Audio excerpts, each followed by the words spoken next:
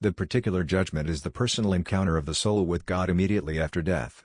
Not in a week, not at the end of time, right away. It's the moment when everything you pretended to be falls apart like dust.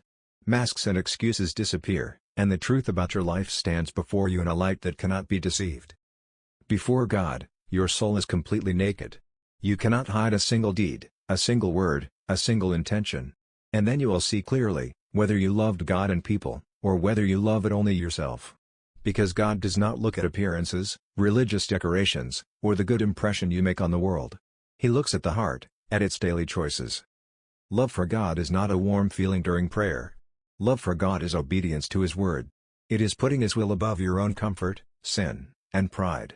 If you truly love God, His commandments are not a burden, they are a path. That is why God gave us the 10 Commandments.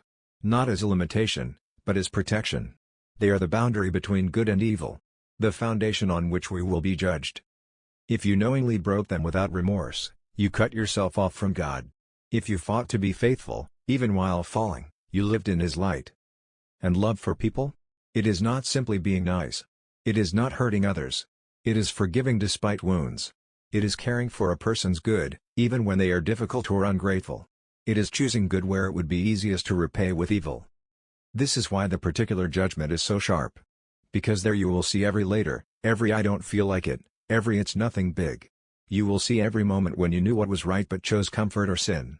Not to humiliate you, but so you can see the truth about yourself without the lies that soothed your conscience for years.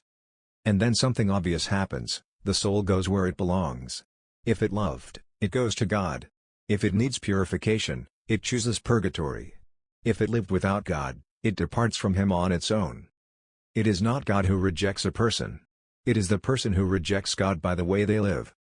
The particular judgment is painfully transparent, because in God's light nothing can be hidden. The commandments are not toys. And eternity is not a joke.